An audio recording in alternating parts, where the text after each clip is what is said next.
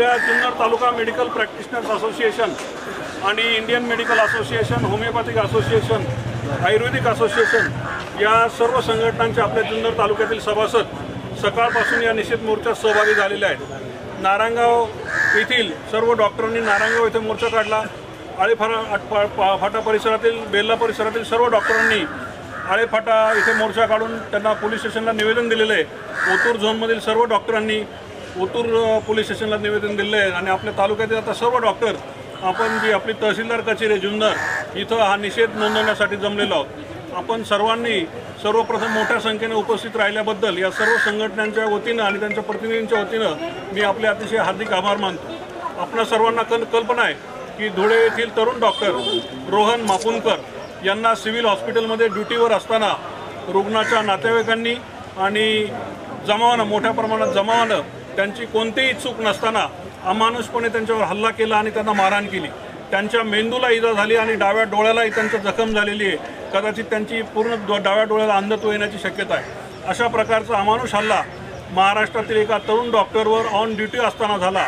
त्याचा महाराष्ट्रातील सर्व डॉक्टरांच्या वतीनं मोठ्या प्रमाणात निषेध होत आहे आणि अशा घटना वारंवार घडत आहेत। गेल्या आठवड्यात जवळजवळ 3 घटना या महाराष्ट्रात झालेल्या आहेत। एक नाशिक येथील डॉक्टरांना मारहाण झालेली आहे, सायन येथील निवासी डॉक्टरांना मारहाण झालेली आहे। तर हे अतिशय दुर्दैवाचे प्रकार आहेत। आपण महाराष्ट्र हे समाजसुधारकांचं राज्य म्हणून समजतो आणि या राज्यामध्ये डॉक्टरांसारख्या एका 24 तास सेवा देणाऱ्या व्यक्तींना रस्त्यावर यावं लागतं, ही अतिशय दुर्दैवाची बाब आहे। आणि या घटना का घडतात याची कारणं शोधली असता असं लक्षात आलेलं आहे की निवासी डॉक्टर हा 24 तास ड्युटीवर असतो, त्याला कोणत्याही प्रकारच्या सुविधा तिथं मिळत नाही, चांगली राहण्याची सोय नसते, तो रात्रंदिवस काम करत असतो आणि शासकीय रुग्णालयात ज्या सिक्युरिटी सुविधा आहेत, सुरक्षा सुविधा आहेत त्या अतिशय कमी प्रमाणात असतात आणि तज्ज्ञ डॉक्टर आणि इतर चांगली जी अत्याधुनिक उपकरणं आहेत यांचासुद्धा अभाव शासकीय रुग्णालयात असतो। त्यामुळं हा एक शिकाऊ डॉक्टर किंवा निवासी डॉक्टर या सुविधा रुग्णांना वेळेवर देऊ शकत नाही आणि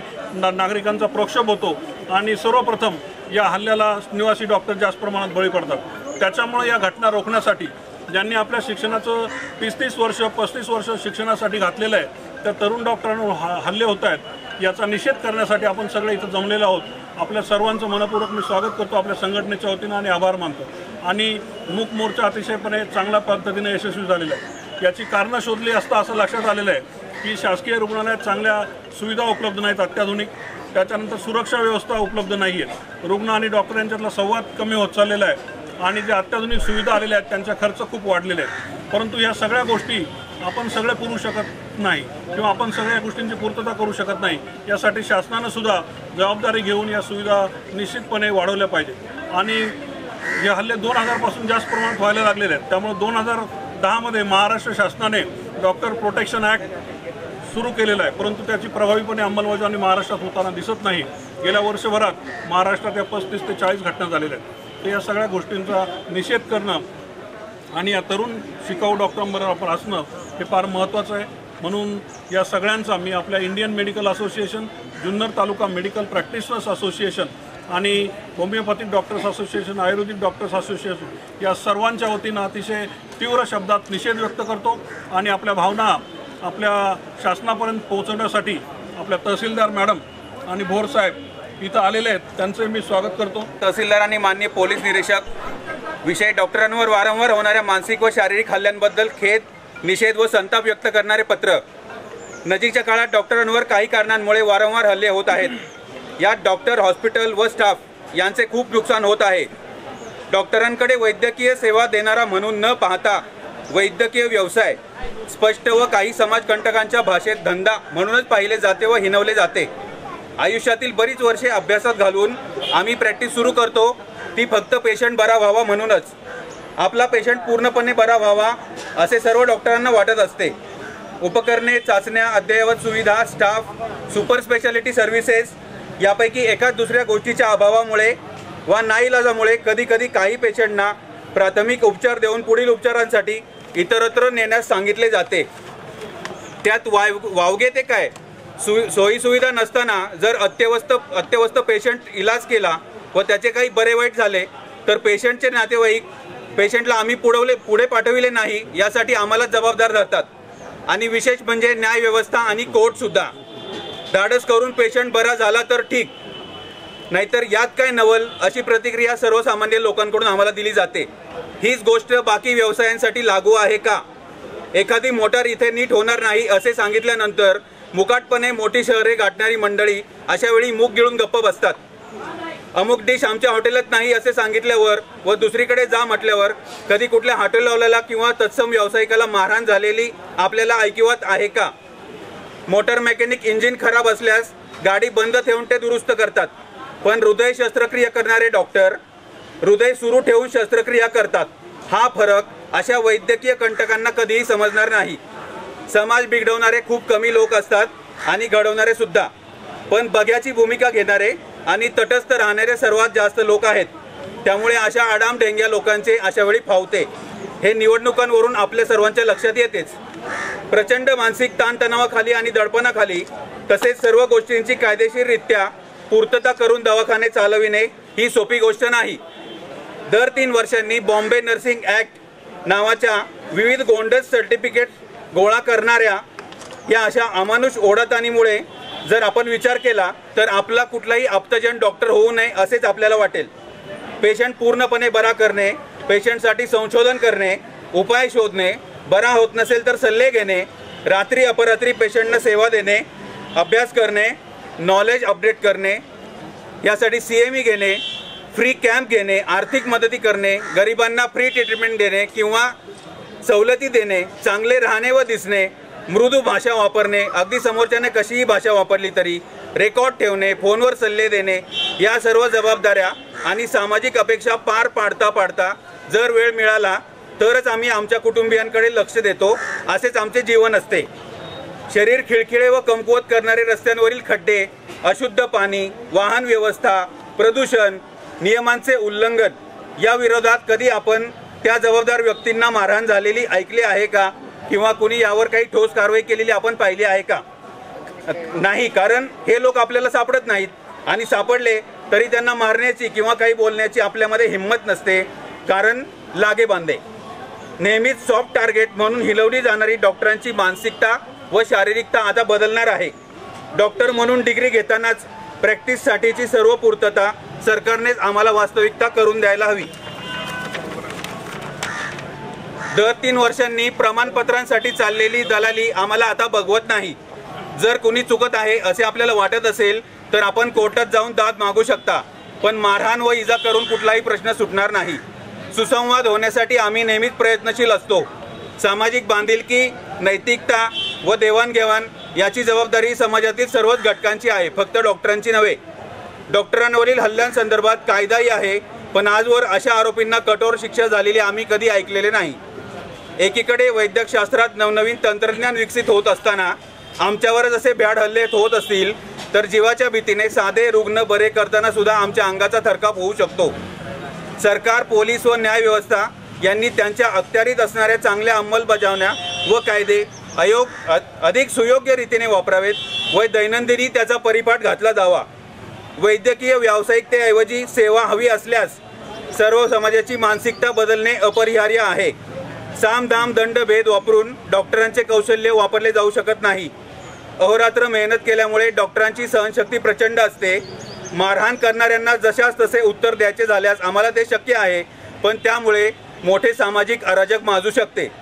डॉक्टरांवर हात उगारणाऱ्यांना अजामीनपात्र कमीत कमी 3 महिने तुरुंगवास व्हावा, तेही कशाचाही विलंब न होता व कुठलाही पुरावे नसताना सुद्धा। सर्वांनी यावेळीच ठोस पावले उचलावीत, जेणेकरून डॉक्टरांना बिनदिक्कत वैद्यकीय सेवा देता येईल आणि गोरगरिबांचे कल्याण करता येईल। फक्त पोकळ आश्वासने न देता ठोस कारवाई हवी आहे व या निवेदनास उत्तर म्हणून केलेली नियमावली व सुरक्षा व्यवस्था किंवा नियम हे 15 दिवसांच्या आत आमच्या सर्व association, Junnar taluka medical practitioner association, त्याचप्रमाणे JTMPA ट्रस्ट आणि इंडियन मेडिकल असोसिएशन या सर्वांना आपण कळवावे ही नम्र विनंती। डॉक्टरांवर झालेल्या भ्याड हल्ल्याचा निषेध करत जुन्नर तालुक्यातील सर्व डॉक्टर एकत्र येऊन या ठिकाणी तहसील कार्यालयावरती मोर्चा घेऊन आलेले आहेत। या ठिकाणी तहसीलदारांना निवेदन दिलेलं आहे, त्यांचं निवेदन स्वीकारण्यासाठी या ठिकाणी त्यांचे प्रतिनिधी आलेत। जाणून घेऊयात आपण त्यांच्याकडनं। मॅडम, हे जे काही हल्ल्याचं निवेदन तुम्हाला दिलेलं आहे याच्यावरती आपली काय प्रतिक्रिया आहे? आपण याच्या पुढची उपाययोजना आपली काय असेल? हे जे निवेदन आता जुन्नर तालुका मेडिकल प्रॅक्टिशनर्स असोसिएशनने दिलेलं आहे ते निवेदन आम्ही जिल्हाधिकारी साहेब यांना पाठवणार आहोत. त्यांच्यामार्फत ते महाराष्ट्र शासन स्तरावर जाईल. शासन स्तरावर जो निर्णय घेण्यात येईल या बाबतीत तो आम्ही आपल्याला आमच्यामार्फत कळवू. त्यांनी त्यांची जबाबदारी स्वीकारलेली आहे. त्याचप्रमाणे आता या ठिकाणी औरंगाबाद असेल, मुंबई असेल, त्याचप्रमाणे नाशिक असेल, अशा विविध ठिकाणी झालेल्या हल्ल्यांचा निषेध म्हणून या ठिकाणी सर्व डॉक्टर्स या ठिकाणी एकत्र आलेले आहेत. जाणून घेऊयात आपण या काही डॉक्टरांच्या प्रतिक्रिया. नेमकी तुमची अपेक्षा काय आहे, काय मागणी आहे तुमची? आता त्यांच्या निवेदनात त्यांनी बऱ्यापैकी सर्व गोष्टी स्पष्ट केलेल्याच आहेत. या ठिकाणी माझ्यासोबत बोलण्यासाठी डॉक्टर शेवाळे सर आहेत, डॉक्टर सुनील शेवाळे. आपण त्यांच्याकडनं जाणून घेऊयात. डॉक्टर साहेब, हा जो काही हल्ला होतोय या ठिकाणी या हल्ल्याचा निषेध आपण कोणत्या शब्दात व्यक्त कराल? आज या ठिकाणी सर्व उपस्थित असलेल्या डॉक्टरांचं, शासकीय अधिकाऱ्यांचं सर्वांचं प्रथमतः मी स्वागत करतो. पत्रकारांचे धन्यवाद देतो. वास्तविक पाहता ही जी घटना घडलेली आहे महाराष्ट्र स्तरावर आपल्या एका वैद्यकीय प्रॅक्टिशनरवर हल्ला होणं ही फार गंभीर बाब आहे. वैद्यकीय व्यवसाय असुरक्षित झाल्यासारखं वाटतं आहे आणि त्यामध्ये हे भ्याड हल्ले करून समाजामध्ये एक चुकीचा संदेश जातोय.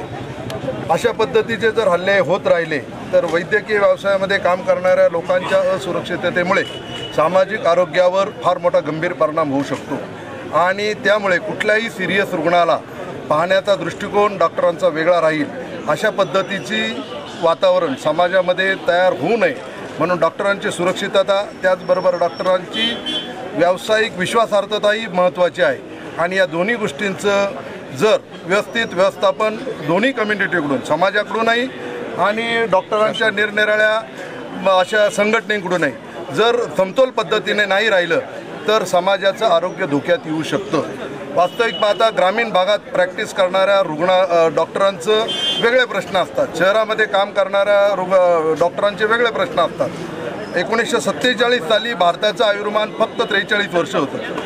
2017 साली भारताचं आयुर्मान 67 वर्ष झाले आणि या कामी सर्व वैद्यकीय व्यावसायिकांचं आणि महाराष्ट्र शासनाच्या आरोग्य सेवेचं सुद्धा मी कौतुक करतो, अभिनंदन करतो की 67 वर्ष जर भारतीय आयुर्मान जर झालं तर याच्या पाठीमागं ह्या योगदानामध्ये वैद्यकीय व्यवसायामध्ये असलेले सर्व डॉक्टर्स त्याला महत्त्वाचे आणि कारणीभूत घटक आहे. समाजामध्ये 3 गोष्टींना फार सातत्याने प्राधान्य दिलेलं आहे: शिक्षण, आरोग्य, उद्योग आणि शेती.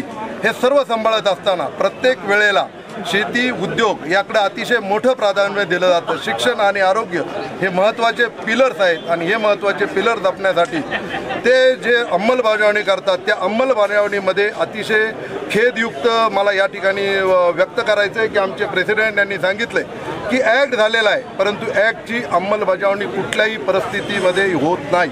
त्यामध्ये मग पोलीस यंत्रणा असेल, शासन असेल की अशा पद्धतीचे ज्यावेळी हल्ले होतात त्यावेळेला त्या डॉक्टरांना योग्य तो न्याय मिळण्यासाठी संबंधितांवर योग्य ती कार्यवाही त्वरित होणं आणि त्या कार्यवाहीच्या अनुषंगाने उत्पन्न होणारी भीती समाजामध्ये ज्या वेळेला उत्पन्न होईल त्याच वेळेला असे भ्याड हल्ले भविष्यकाळामध्ये थांबतील. त्यामुळं याच्या नुसत्या मोर्चा घेऊन किंवा नुसती निवेदनं देऊन काम भागणार नाही तर याच्यावर ठोस अंमलबजावणी काय झाली हे कळणं आम्हाला गरजेचं आहे आणि म्हणून आम्ही आज या ठिकाणी निवेदन देण्याचं योजलं होतं. ते सर्वांच्या वतीने झालं आहे. कायदा अंमलात आला आहे पण अंमलबजावणी होताना दिसत नाही. आता या संघटनेच्या मार्फत नुसतंच डॉक्टर म्हणाले मोर्चाकडून जमणार नाही तर मग याच्यावर आपली पुढची प्रक्रिया काय असेल? आता याच्यासाठी महाराष्ट्रातील सगळ्या ज्या वैद्यकीय व्यावसायिकांच्या संघटना आहेत त्या सगळ्या एकत्रित झालेल्या आहेत, संघटित झालेल्या आहेत आणि याच्या पुढे जर असे हल्ले झाले तर त्याच्यावर निश्चितपणे गंभीर विचार करून वैद्यकीय व्यवसाय जास्त दिवस बंद ठेवून लोकांची गैरसोय होऊ शकते. त्यामुळं अतिशय गंभीर पावलं वैद्यकीय संघटनांना याच्यापुढे उचलावी लागतील तरच समाजाच्या याच्याबद्दल मोठ्या प्रमाणात जनजागृती होईल आणि लोक असे हल्ले करायचे थांबतील. आणि डॉक्टरांनी सांगितल्याप्रमाणे जर असे हल्ले होत राहिले तर वैद्यकीय सेवेवर त्याचा निश्चितपणे गंभीर परिणाम होईल. साधे इंजेक्शन देताना किंवा रुग्ण तपासताना सुद्धा जर डॉक्टरवर प्रेशर येत असेल तर डॉक्टर लोक पेशंट न तपासता पुढच्या मोठ्या सेंटरला पाठवतील आणि मृत्यूचं प्रमाणसुद्धा वाढू शकतं आणि याला सर्वस्वी जबाबदार समाज आणि शासन राहणार. परंतु डॉक्टर संघटना नेहमीच याच्यासाठी ॲग्रेसिव्ह राहणार आहेत. एकीकडे आम्ही समाजात जनजागृती करणार आहे की कुठल्या इंजेक्शनचे कुठले दुष्परिणाम आहेत, कुठल्या आजारामुळे काय गंभीर परिणाम होऊ शकतात. तर आम्ही एकीकडे समाज सलोख्यानं या पद्धतीने जनजागृती करण्याचा प्रयत्न करणारच आहोत की अशा घटना टाळाव्यात म्हणून. परंतु दुसरीकडे आंदोलनसुद्धा तीव्र करण्यात येईल आणि याचे परिणाम निश्चितपणे समाजाला आणि रुग्णांना भोगावे लागतील. आता हे जे महाराष्ट्रामध्ये जे चालू आहे डॉक्टरांवर हल्ल्याचं, याच्याबद्दल सर्वात प्रथम मी आमच्या Junnar taluka medical practitioners association, homeopathic doctors association आणि आयुर्वेद डॉक्टर्स असोसिएशन यांच्यातर्फे याचा जाहीर निषेध करतो. या प्रकारचे हल्ले इथून भविष्यामध्ये कधी खपून घेतले जाणार नाही, त्याचा आम्ही सुरुवातीलाच जाहीर विचार करतो. पण त्याचबरोबर क्रॉस पॅथी प्रॅक्टिस करणाऱ्या डॉक्टरांबद्दलचे ज्या काही प्रॉब्लेम्स आहेत ते मला याच्यामध्ये मांडायचे आहेत की नेहमी अशा प्रकारच्या घटना घडतात आणि त्यावेळेस टार्गेट जास्त करून प्रमाणात क्रॉस पॅथी करणारे प्रॅक्टिस म्हणजे आयुर्वेदिक डॉक्टर किंवा होमिओपॅथिक डॉक्टर्स जे ॲलोपॅथिक प्रॅक्टिस करतात यांच्यावर जास्त प्रमाणात टार्गेट केलं जातं. आणि शासनसुद्धा त्याप्रमाणे जास्त करून शक्यतो त्रास देण्याचं कामच, मी याला त्रास देण्याचं कामच म्हणतो की शासन जास्त करून त्रास देण्याचं काम हे आयुर्वेदिक आणि होमिओपॅथिक प्रॅक्टिशनर्सला करतं की जेणेकरून सगळ्या प्रकारच्या ज्या काही बंधनं आहेत, सगळे कायदे आहेत, सगळे जे ह्या क्रॉस पॅथी करणाऱ्या डॉक्टरांनाच लावले जातात. आणि त्याच्याचमुळे की हे जे आयुर्वेदिक आणि होमिओपॅथिक प्रॅक्टिशनर्स आहेत यांच्यामध्ये एक प्रकारचं भीतीचं आणि संभ्रमाचं वातावरण निर्माण झालेले आहे. म्हणजे आज सुद्धा शासनाने काही वेगवेगळ्या ज्या कमिटी आलेली आहे की तपासणी आहे, याच्यासाठी वेगवेगळे तुम्हाला सर्टिफिकेट्स गोळा करायचं आहे, तुम्हाला स्टाफ ठेवणं गरजेचं आहे. परंतु जर आपण ग्राउंड लेवलला जाऊन जर बघितलं तर याच्यात आपल्याला लक्षात येईल की या गोष्टीमध्ये जर ह्या आपल्या व्हिलेज एरियासारखं जर बघायला गेलं तर आपल्याला त्या प्रकारच्या सुविधा मिळू शकत नाही. म्हणजे त्याच्यामध्ये स्टाफ असेल किंवा दवाखान्याची जागा असेल, ह्या त्या प्रकारच्या सुविधा मिळू शकत नाही आहेत. आणि म्हणूनच कमीत कमी रिसोर्सेसमध्ये आम्ही आमची सर्व्हिस पेशंटला देत असतो. वेळ प्रसंगी कमी खर्चामध्ये आम्ही ही सेवा देत असतो पेशंटला, जेणेकरून पेशंटला प्रायमरी लेवलला चांगली ट्रीटमेंट मिळून तो हायर सेंटरला जाऊ शकेल आणि त्याचे प्राण वाचू शकतील. परंतु याचा सरकारने कुठेतरी विचार होणं गरजेचं आहे. कारण वर्ष झालं, 6 महिने झाले की असे काहीतरी इन्सिडेंसेस घडतात आणि त्याला टार्गेट ठरतात हे क्रॉस पॅथी करणारे प्रॅक्टिस. म्हणून या मोर्चाच्या अनुषंगानेच मी शासनाला सुद्धा विनंती करू इच्छितो, आपल्यामार्फत मीडियामार्फत मी शासनाला विनंती करू इच्छितो की क्रॉस पॅथी करणाऱ्या डॉक्टरांवर जास्त जे अन्याय होत आहेत हे अन्याय शासनाने कमी करावे आणि त्यांच्याकडे एक सहानुभूतीने नजरेने बघावे. कारण आज ग्रामीण भागाचा जो वैद्यकीय व्यवसायाचा कणा जो आहे तो हे क्रॉस पॅथी करणारे डॉक्टर्स म्हणजे होमिओपॅथिक आणि आयुर्वेदिक डॉक्टर्सच आहेत. ह्याचा शासनाने सहानुभूतीपूर्वक विचार व्हावा आणि डॉक्टरांवरील अन्याय, डॉक्टरांवर जाचक तरतुदी या निश्चित प्रमाणात कमी होतील याची काळजी शासनाच्या सर्व अधिकाऱ्यांनी घ्यावी अशी मी आपणा मार्फत शासनाला विनंती करतो. नक्कीच जीव कोणाचा वाचवायचा, स्वतःचा की रुग्णाचा, या असे विविध प्रकारचे स्लोगन घेऊन या ठिकाणी डॉक्टरांनी आज जाहीर आंदोलन केलेलं आहे. या ठिकाणी तहसीलदारांना निवेदन देखील दिले. शासनाच्या वतीने शासन दरबारी काय याच्यातून मार्ग निघेल हा आता एक मोठा प्रश्न आहे.